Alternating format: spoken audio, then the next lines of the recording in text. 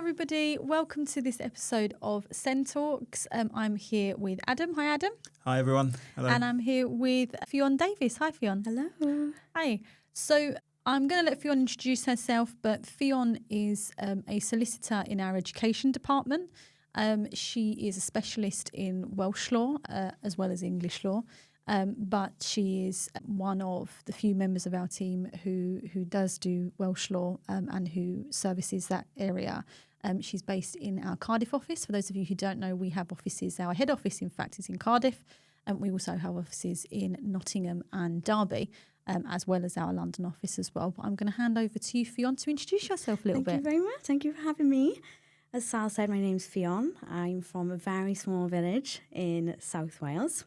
I was actually diagnosed myself with dyslexia when I was 10 years of age. My mother and father, I'm very fortunate to have the type of parents that I have who went above and beyond in understanding that my sort of development wasn't in line where it should be and took the necessary steps themselves to secure that assessment and get some support in school. It wasn't particularly an easy journey, but they were great in terms of making sure that I knew I could still achieve everything that I wanted to achieve. And that is almost how I found my way into working in education law. I studied a law and criminology degree at undergraduate level. And when I was studying, the head of department approached me and said, "There's an education job going paralegal. I think you'd be really interested in it." And I didn't necessarily know at the time why I would be interested in it. And then I come to find out that it was supporting families who was in similar situations as mine in terms of looking for support for their children. And since 2019, that's what we've been doing. Yeah. And I've now found my way in Galdards, Yeah. which is great, continuing on supporting families in England and Wales, which I'm really passionate about and glad we can do here. Yeah. Well, we're so glad to have you, aren't we? Absolutely.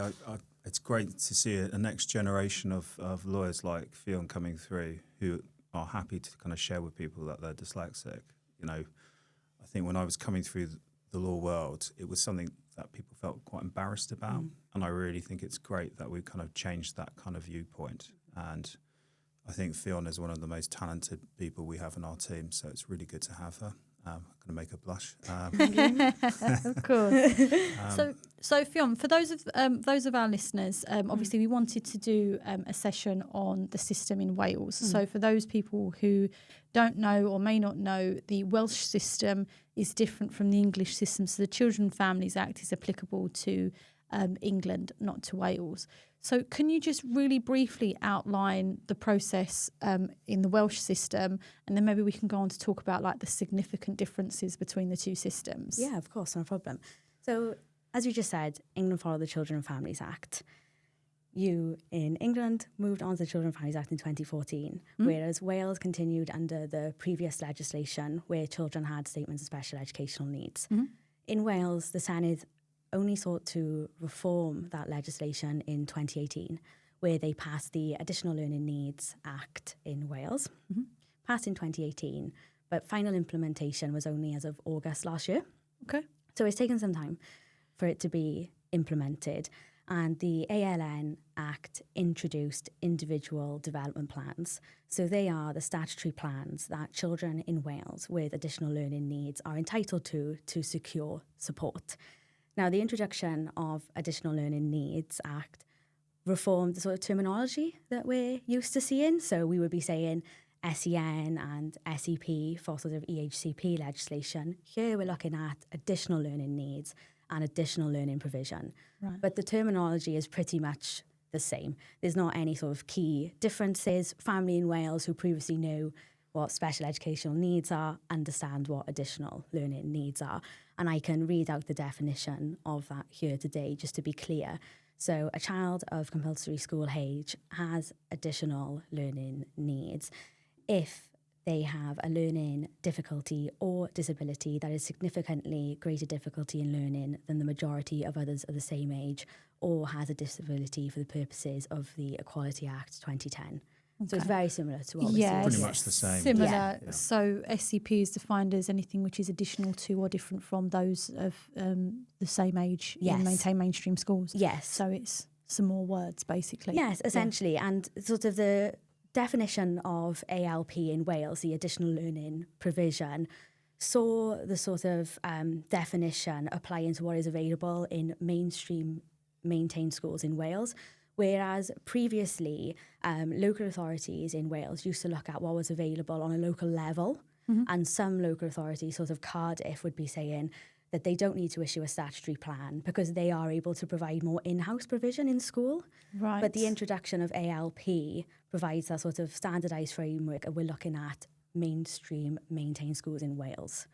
Not just in Cardiff, local which level. is a little bit more affluent, for example. Yes, absolutely. And able to fund their schools better. Yes, Yeah. absolutely. So to understand that, basically, previously, under the old system, a local authority would say, well, we have, I suppose, this provision ordinarily available, so therefore we don't need to do the assessment to provide a statement. Whereas under the new system, it's looking at what is typically available in every school in Wales. Yes, that's correct. So it was a positive change. It was a positive change in that respect for families across Wales. So we were pleased with those sort of changes. But the wholesale change comes when you're looking at individual development plans and how you go about achieving an individual development plan.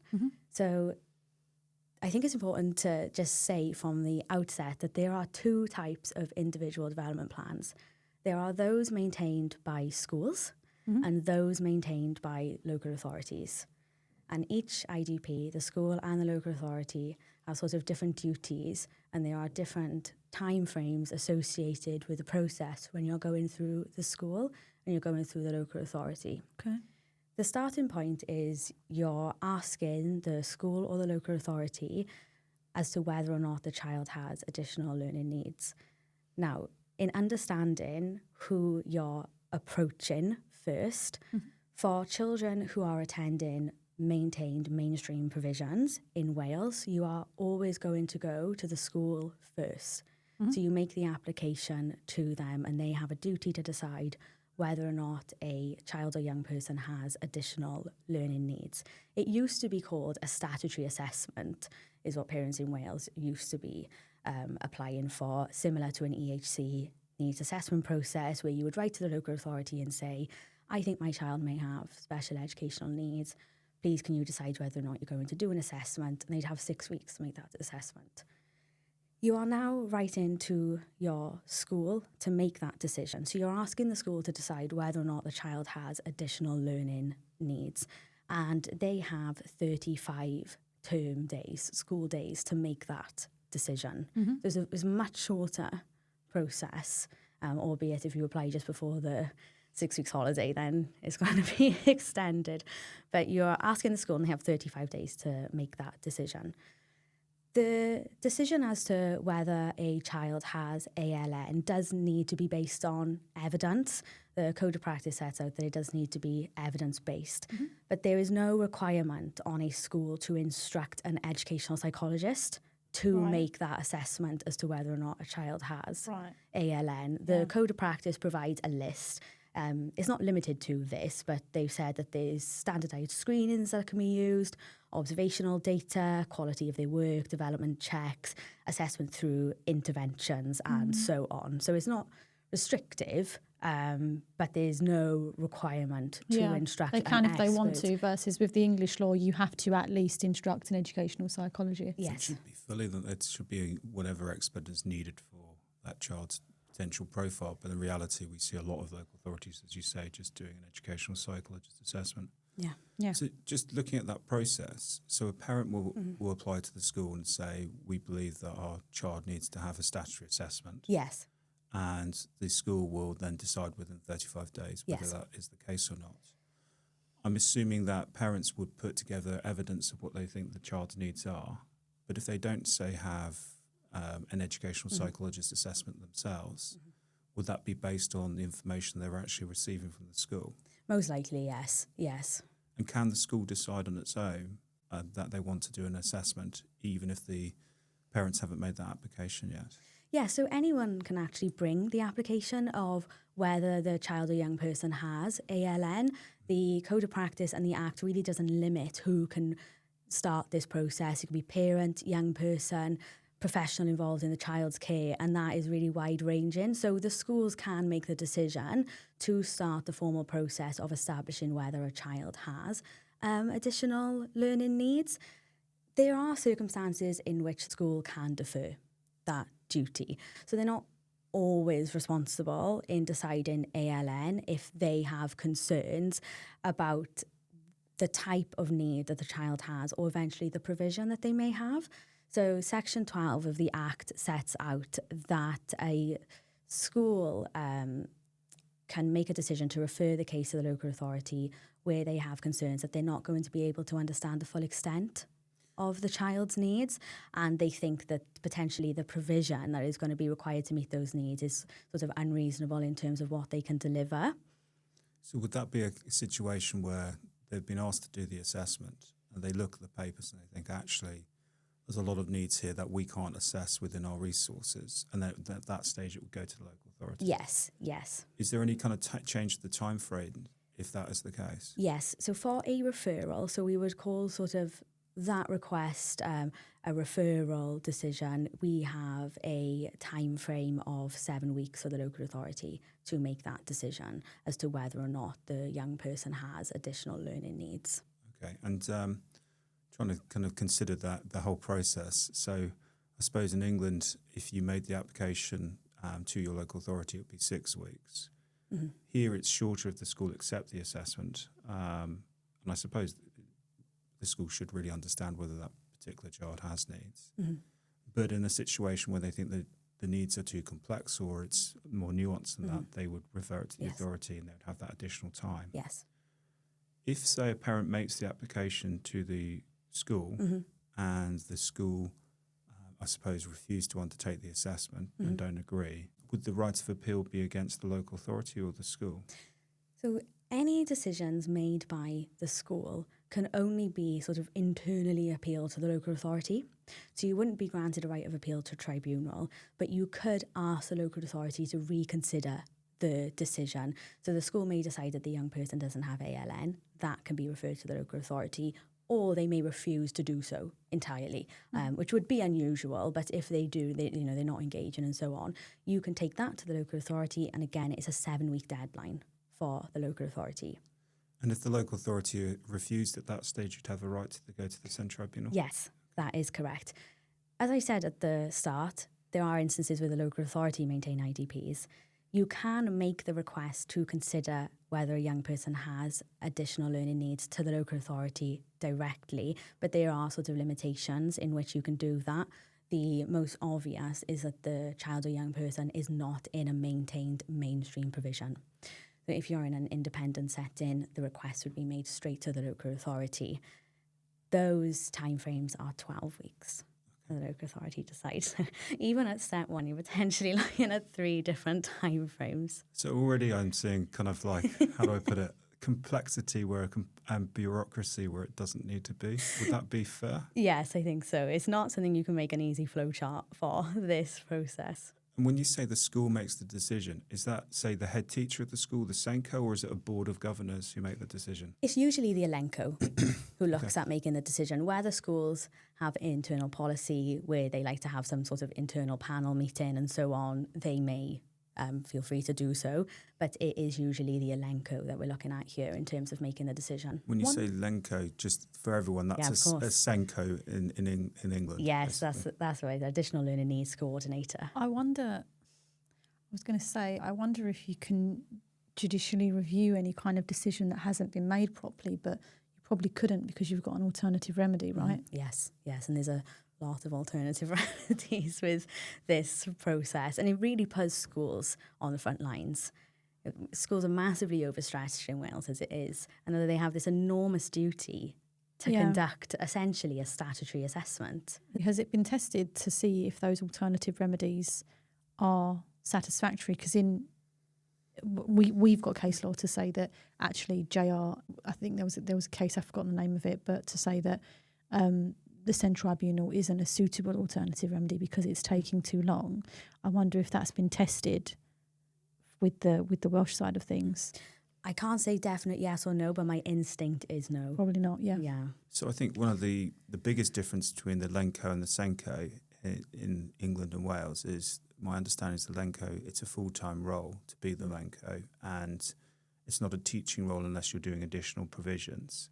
So the idea, I assume with that, is that that person actually focuses their whole time on SEN, whereas in England, often you have the SENCO covering, say, when teachers are off ill, or that might be a part-time role. So I do think that's one of the good positives. That is a positive, I think so. Yeah, absolutely. And I had a look previously of the sort of requirements to become a Lenco, and they're quite extensive. So they're usually quite experienced people who are having these roles as Lencos, which is quite positive to know. Yeah. I suppose the problem is again, it's an issue, I suppose, in England as well. I don't know why, but we're in an age where there is no regulated authority for SENCOs, which would make sense, so you have quality standards of what people are doing and to ensure those, I suppose, consistency across the board. Whereas I think a lot of the time in England, you're kind of on the whims of having a good SENCO or having someone who isn't so good. And, you know, there isn't that kind of ongoing, I suppose, quality assurance which comes through. With Wales, I think it's the same. They don't have a kind of regulatory body looking at SENCOs. But it does sound like it's a better system if that person is doing the role full time. So I think so. I think the biggest sort of area and the most consistent concern I see from parents is the Lenco not knowing when they can refer to the local authority. I think there's a lot of internal policies that appear to limit the Lenco's ability to refer a case to local authorities. I think that's the sort of biggest issue with the Lenco role is, do they know when they can pass this case to the local authority? we see that a lot in England as well with SENCOs, like not knowing when they should make a EHC needs assessment application.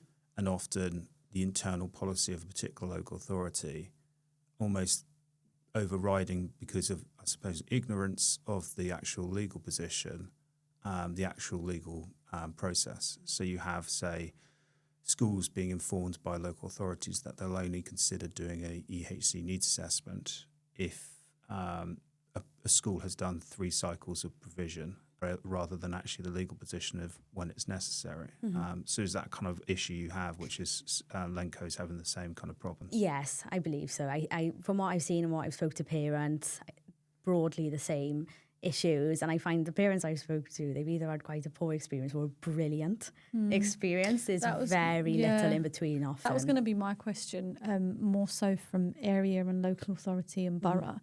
When we bring cases, obviously you know as well because you do English law too, but we find various local authorities, there's kind of a theme that runs through them. Do you find that with the referrals from Lencos to local authorities in different boroughs in Wales? Absolutely. And you can usually tell in terms of the problems that you're going to encounter, same approach in England in terms of the monies available to different local authorities, where they're located, limitations, school resources. It is very similar, and we can usually identify at the outset we might have earlier issues because we need to work with the Lenco and make them aware of when we should be referring over to the local authority.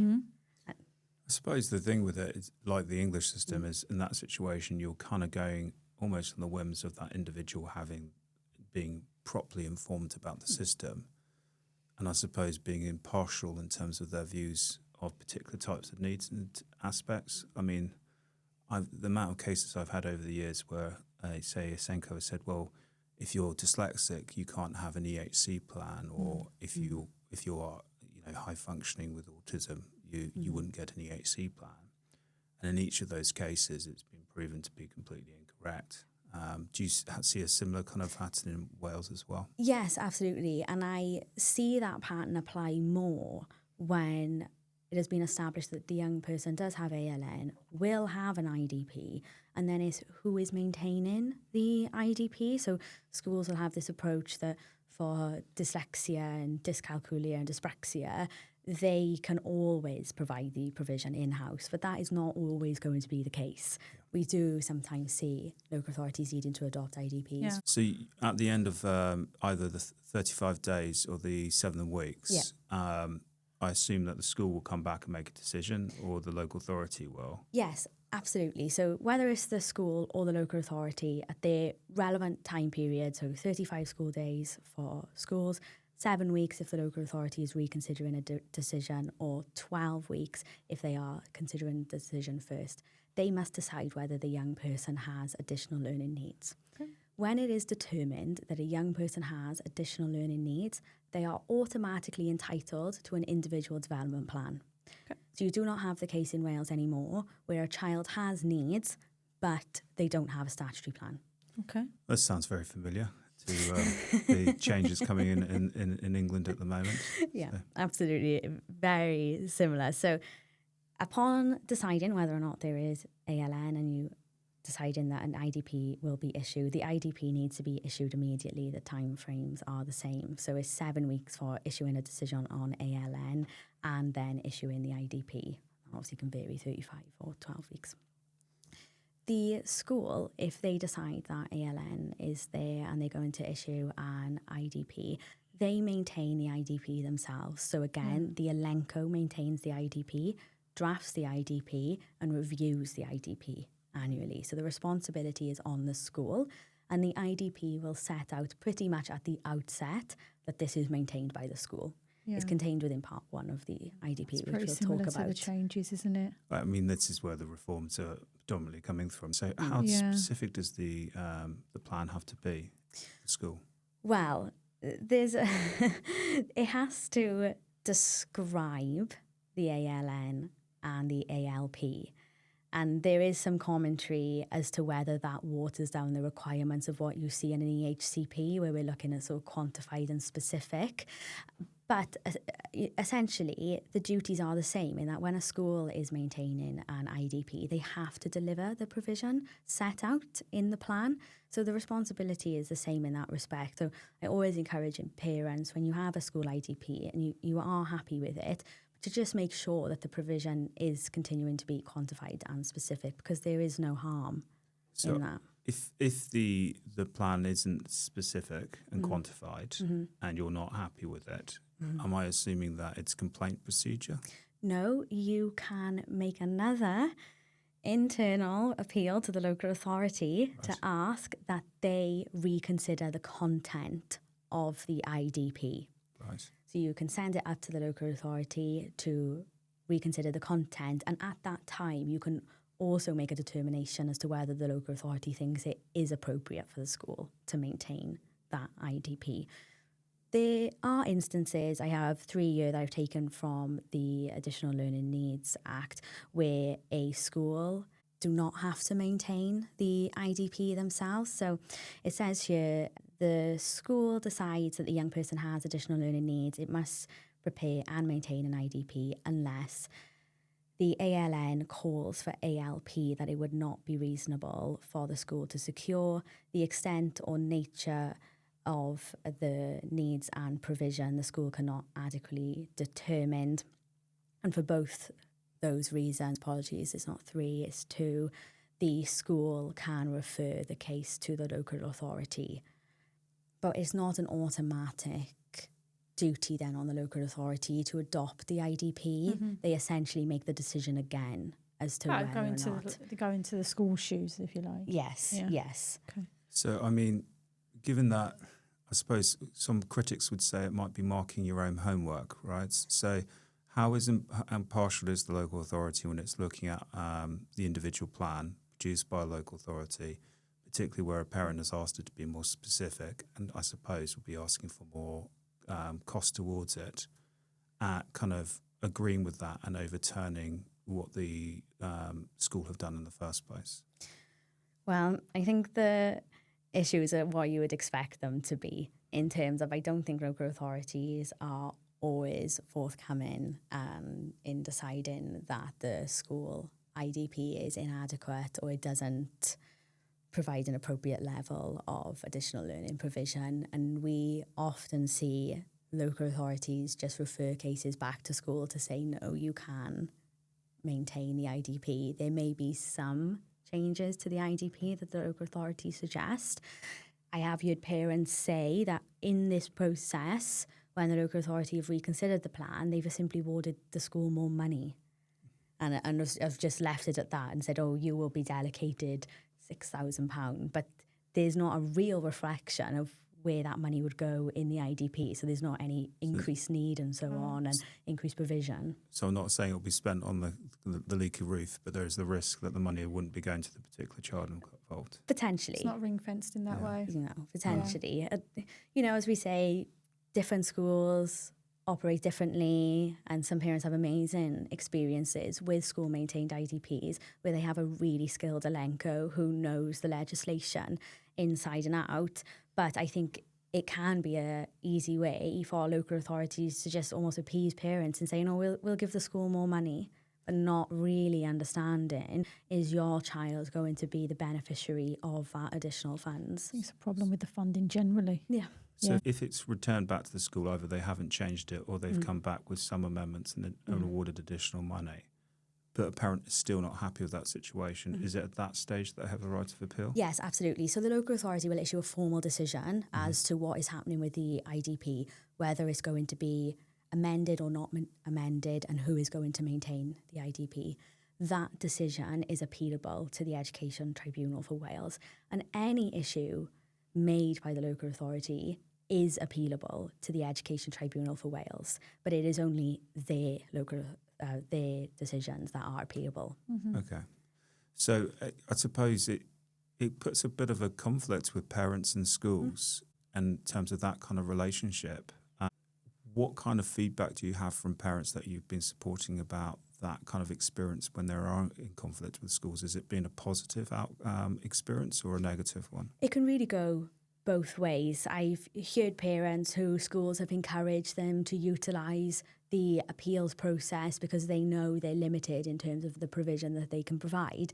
But I've also had parents come and tell me, it's now really awkward when I'm doing pickup or collection because this school knows that we've, made an appeal to the local authority, and now we're making an appeal again. And it all stems from the decisions of the school.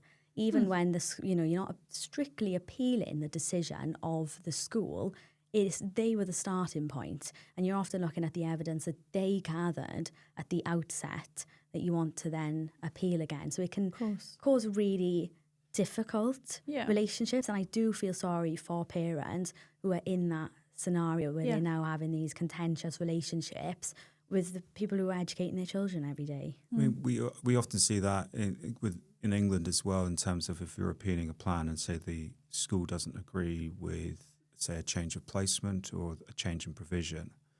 And it is always quite a tenuous relationship during that period of time.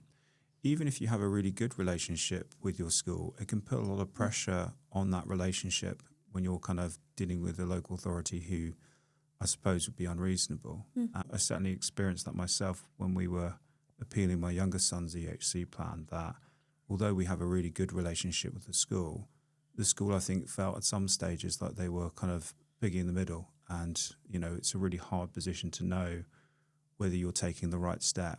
And, I think in this situation, it's the same kind of problem.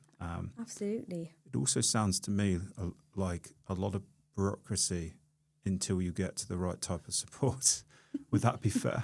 Yes, I think so, definitely. How long would it typically take, for example? Because there's some parents, right, that will come to us, and we know from obviously the English law side of it, we know that we're probably going to have to go to tribunal. It's just a matter of getting there. And so kind of for us, we say, well, request for assessment, 20 weeks, maybe appeals in the middle, but ideally 20 weeks to get to a final plan, and then maybe at the moment, 11 months to get in front of a panel if we don't negotiate and settle in the middle. But how long is this entire process to get in front of a panel for Welsh parents or parents living in Wales? It is much shorter in terms of what we see in England. So we'll go with the local authority making the decision on additional learning needs because that's the longest time frame. That's 12 weeks.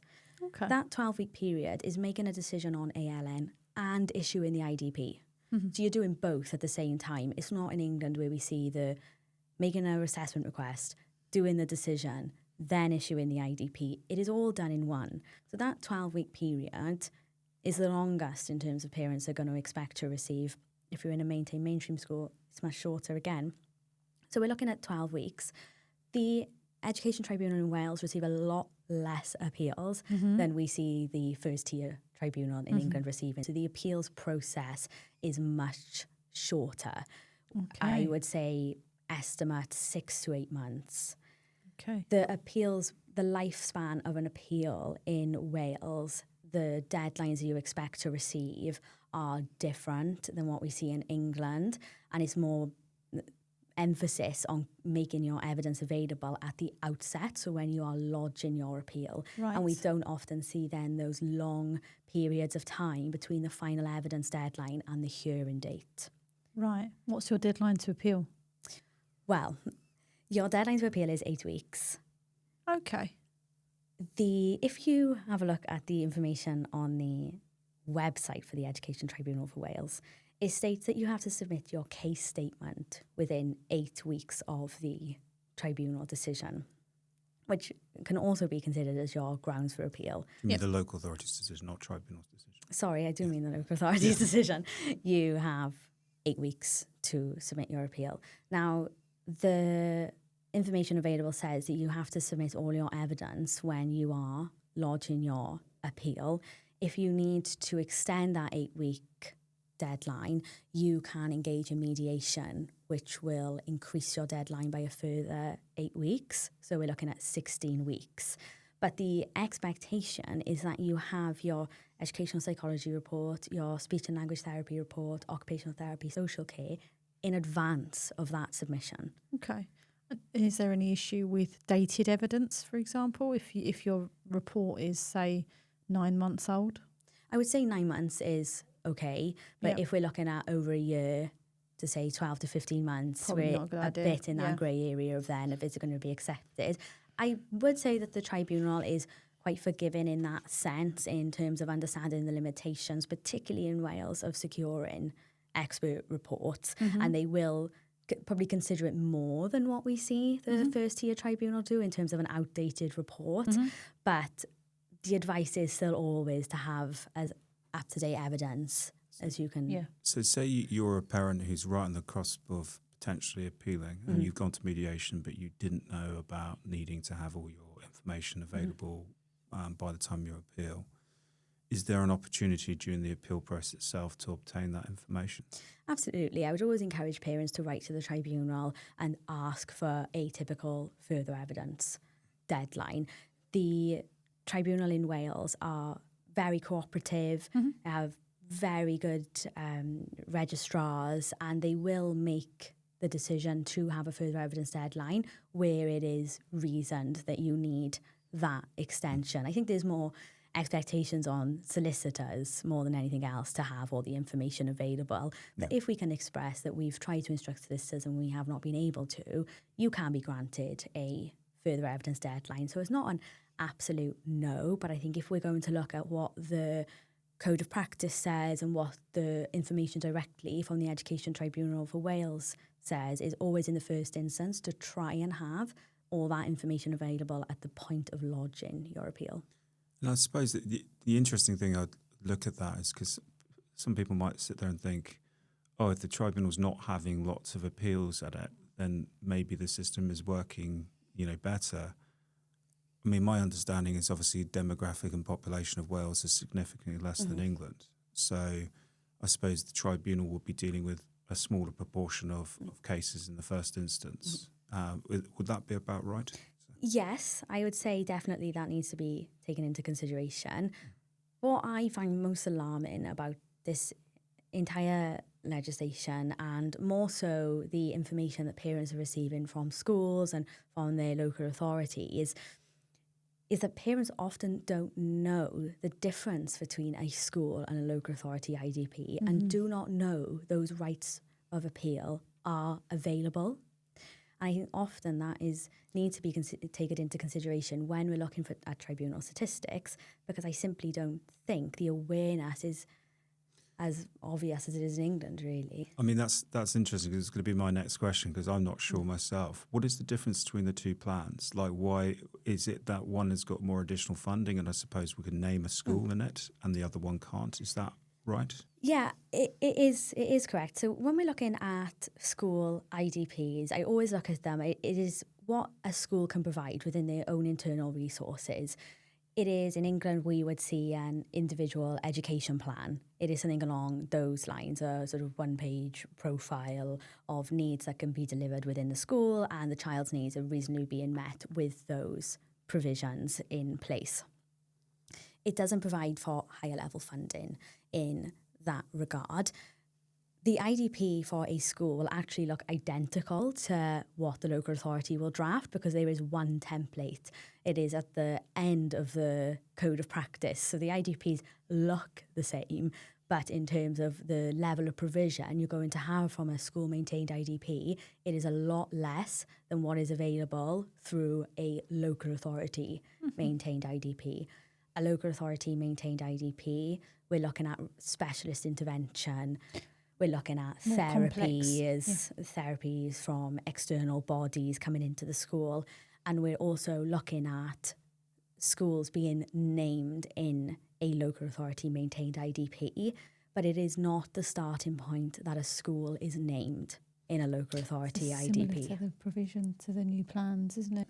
Yeah, so exactly. So going back to the first kind of plan, which is the school-based plan, you can obviously appeal to the SEN Tribunal if you're unhappy with the content of it and also whether it should be uplifted to being the local authority's type of plan.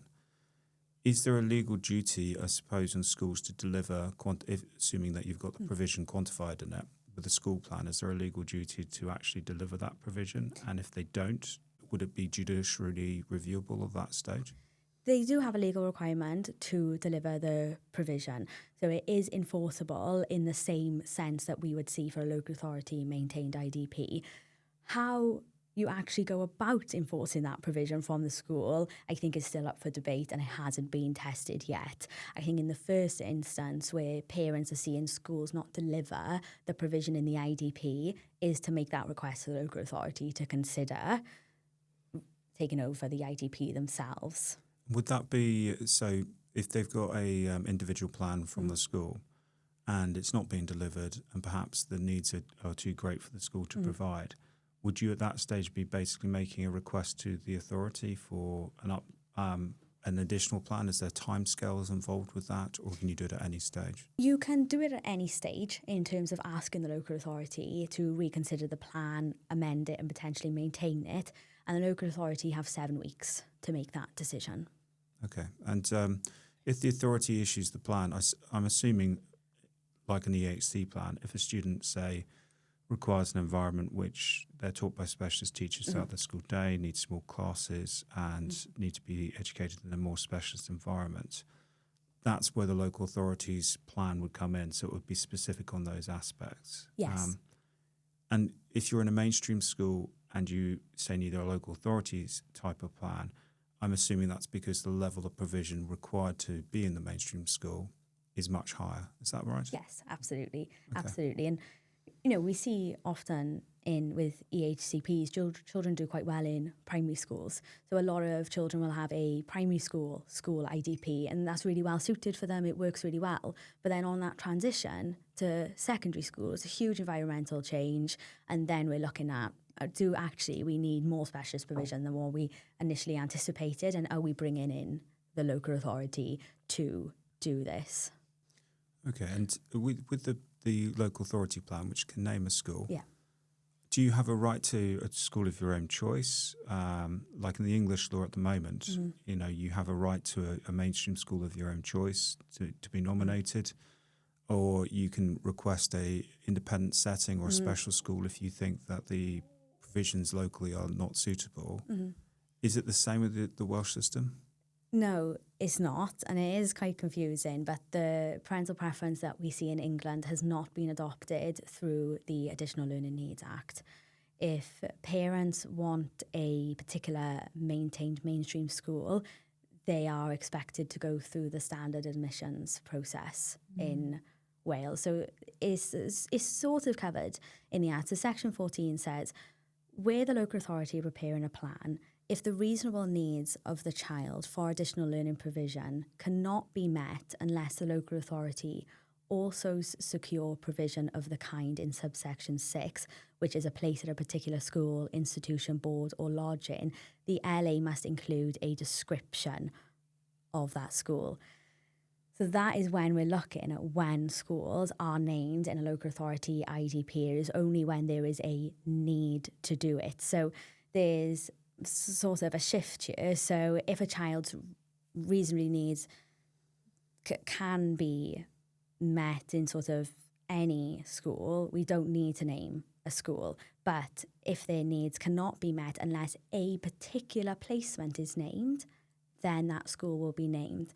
But there is an emphasis on establishing why that particular provision, that particular school can meet that child's needs. It is not simply, it is your preference, is what is it that they are going to do different to be able to meet your child's additional learning provision where no other school can't. So assume in that situation, if, say, you had a young person who was, say, dyslexic and the school that you were requesting had a provision for dyslexic students or better provision, that's what you'd be requesting on that basis. Yes. And I suppose if you had physical disability and, say, needed a wheelchair access and the school around the corner from you did not have that access and you requested a certain school, the authority would have to have consideration of that. Yes, they have to have consideration, but I must say it's a lot easier to make these requests when you're asking for an independent school because you can distinguish the differences more easily. When you're looking at just requesting an alternative maintained mainstream school, you're running into a lot of difficulties there because across the board, their offering tends to be similar. Obviously, there will be environmental when we're looking at wheelchair access and so on, but it is difficult for parents. I was going to say, is there anything stopping the local authority saying, well, we've got a similar school and it hits all the things that you're asking for. It's just not that particular one. So almost like a like for like. I know it's not, no two schools are ever the same. But if it's a like for like, is there anything stopping the LA from saying, well, no, not your one, our one? Yes, pretty much. No, there's nothing that would stop them. Parents can utilise the standard admissions appeals process if they want to ask for a particular school. Okay. So I assume in that situation that the local authority, unless there is a really specific reason, will name the closest school, basically. Yeah. And if the closest school, I don't know, mainstream secondary school has already turned down that child and they have an EHC plan and it's the closest school, can the local authority override that decision by naming it? Yes, they can consider naming it. I would like to think that when parents are asking for just a different maintained mainstream school, the local authority for children with IDPs would have a more reasonable approach in that respect, when you're not asking for huge provision changes in terms of the interventions going to be provided. But, strictly speaking, it is a lot more difficult for parents in Wales now. I mean, the comparison in England where you can nominate a mainstream school of your own choice, I suppose from a parent point of view, what's so important is you do have mainstream schools which are better equipped to deal with particular types of special educational needs. They may have a resource provision dealing with, say, autism on site, but it also might be better informed as a consequence, or the school population might be smaller. In the situation where you remove that right, you could end up with a school which has a really bad reputation for delivering provision with SEN, and there'd be very little you could do about it. Absolutely. It can be quite scary for parents when they're thinking of what locally is available, and they can be varying differences, even though whilst on the face of it they seem similar. When parents are going to visit these schools, they understand the type of environment that they want their child to be in, even if the type of school is the same. Often the environment can be really difficult. Do you think that then ends up with a drive towards independent special schools or smaller environments because the schools locally around you, because you don't have that parental right to a school of your own choice, you end up going down that route because the school locally is just not suitable? Yes, absolutely. I think there is a push for parents then to consider the options available from an independent school perspective. In comparison to England, there's a lot less of those independent settings that we're looking at in Wales, but I definitely think it's opened the doors for parents to have a broader consideration in terms of what is available for their child. And just to clarify then, when a child is in an independent setting, they will have to have a local authority IDP. Yeah. So, you can be going from a complete different change here. You could have a child in a maintained mainstream school with a school-based IDP, then to a local authority IDP in an independent setting. I'm interested by certain patterns that you might see under the Welsh system as well as the English system. So often I find that in year 7, when students go with an EHC plan or no plan at all, which often happens when you say have someone in a small primary setting where they've had additional support in place, they might have diagnosis of autism but be doing well academically, and then going into a large mainstream secondary school with EHC students without EHC plans or with them, they are quite overwhelmed by that environment and kind of develop emotional-based school avoidance, and the placement breaks down. Do you see that a lot with the Welsh system? If the student, say, has an individual learning plan, but it's a school-based one, and they go on to a secondary school, and the school previously hasn't thought to themselves, actually, this might not be right. Do you find that kind of breakdown as well? Or even with a plan, do you find that governed by the local authority, getting my terminology right? Do you still find that situation? No, absolutely. Absolutely. We do see that difficulty that children are facing in Wales. I think it is applicable. And again, I think what the biggest difference for parents is then understanding that they can go to their local authority for more support when that breakdown is happening. But no, we do see those issues in Wales. I suppose that given that you kind of sit between the English law and the Welsh law, and there isn't that many lawyers who I suppose are dual qualified in that way. No. And the English system is going to be, I suppose, there's clearly an influence by what's happening in Wales. What are the positive sides of that from your point of view and the negative sides of the kind of new Welsh system? And how can that inform or kind of raise concern about what's coming in the future? The positives, I would say, the timescales, they're much shorter. It ensures that children receive support at a much earlier stage. We're not seeing circumstances in which children are going 12 months without having support. Obviously, there are delays across local authorities, but on the whole, it is intended to be a much shorter process. It is more inclusive of families and children. There's more input from a family level, which I always think is a positive thing. The slight nuance in additional learning provision, whereby we're looking at Wales on a whole, I think is a much better process to be looking at. The IDPs being standardised in terms of all IDPs look the same. The template is in the code of practice. You know exactly what it should look like. That is much better.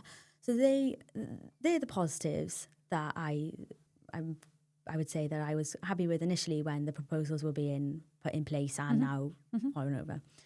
The negatives, I would say, is that there's too many steps in terms of the school makes a decision. You're not happy with it, you go to the local authority.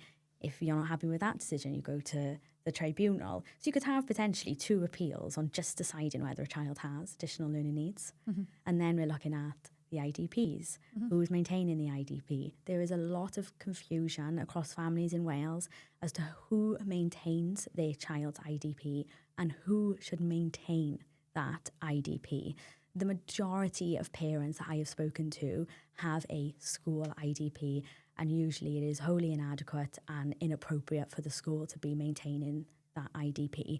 And the information from the SEN, it has not been clear enough when advising parents as to when the local authorities should be maintaining those IDPs. And quite often when I'm speaking to parents, I'm explaining the process to them. Yeah. I often find that when parents approach us in England, they tend to generally know what should have happened, what generally they're entitled to. But often when I'm speaking to families in Wales, I'm running through the entire process with them. And often it appears to be the first time they're hearing the process being broken down for them. And that is my biggest criticism in terms of the process, is that it's complicated matters in terms of who is delivering provision, what children are entitled to, and there's not been clear enough information to families, and it puts them in really difficult positions. I feel for families who think that a school-maintained IDP that they're not happy with is all they're entitled to, when it's not. It's interesting because I often look at what has been kind of considered in England at the moment, the white paper, and it feels like ideology over, pragmatic thinking about what actually works. And I feel like with the Welsh system, we just have an example of areas where it's got good elements, but the amount of additional hurdles which are put into place actually mean that it's probably going to take longer for a child to get the right type of support. And the confusion there, it's always worrying where a child may not get the support because nobody understands how the system works to get the right support. Yeah. And from what I see of the kind of changes that's suggesting in England, there is elements of what you're talking about being brought in. I think it puts parents at conflict more with local authorities and, not local authorities, mainly with schools. There hasn't been so far the commitment to the individual learning plans being specified in the way that is actually happening in Wales. And I kind of feel like we are going to see a similar number of hurdles before you get the support and provision you require. And I think with all the kind of SEN parliamentary report in terms of changes, all of it is saying that it's an issue about getting support quickly enough, needs being understood, and the delay caused to children getting the support, making the needs and the emotional impact greater. And it seems to me that the Welsh system can inform in some respects in a good way the new English system, but there are a lot of lessons which I think the English system should take from the Welsh system, which doesn't seem to be working very well, and avoid them. But we don't seem to be seeing that at the moment. So, I also think that obviously one of the major differences between the two systems is that the population in England is a lot more. And I think query whether a similar system would work because of that fact. But I suppose for those listening and those who want to speak to you more about it, then we do offer a free of charge 30-minute consultation. So if anybody does want to discuss your specific circumstances with Ffion, please get in contact with us and we can put you in contact with her and set up a meeting.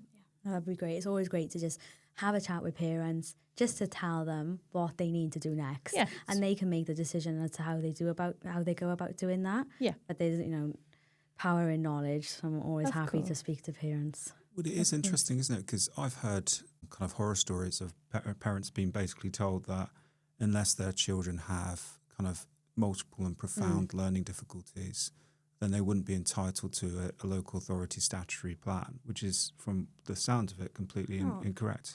Yeah, 100%. And I would go as far to say that the internal policies of the local authorities cause a lot of these issues. So I've heard a lot of professionals working with local authorities to say, oh, well, this child can't have a local authority maintained IDP. They don't need to go to a specialist school. Oh, sorry. Yeah. Of course they're entitled to a local authority IDP. So, no, definitely. So you've got that element of parents not really understanding the system, but you've also got the element of local authorities' policies being above the actual legal thresholds in the law, in the Welsh law. Yeah. The Welsh law, it sounds, when you read it out earlier, to almost be on par with the English law. So if there's that misunderstanding, that's probably being caused by the incorrect information being provided to Lencos and local authority experts, which then further causes confusion and problems. Yeah. So we have a new system, but the same old problems are coming back. History repeats itself. Yeah. Well, I think we're really grateful for you clearing up the process. I mean, it's been a learning curve for me, certainly. I don't know about you, but it's been a learning curve for me. I've been hiding under a bunker from looking at the new kind of changes to the law. So very grateful that Ffion can come and talk to us about it, because it is very different, but not actually that different when you start going into the bones of it. Yeah. Absolutely. It's been a pleasure to be here. So thank you for having me. Thank you. Thank you. Thank you.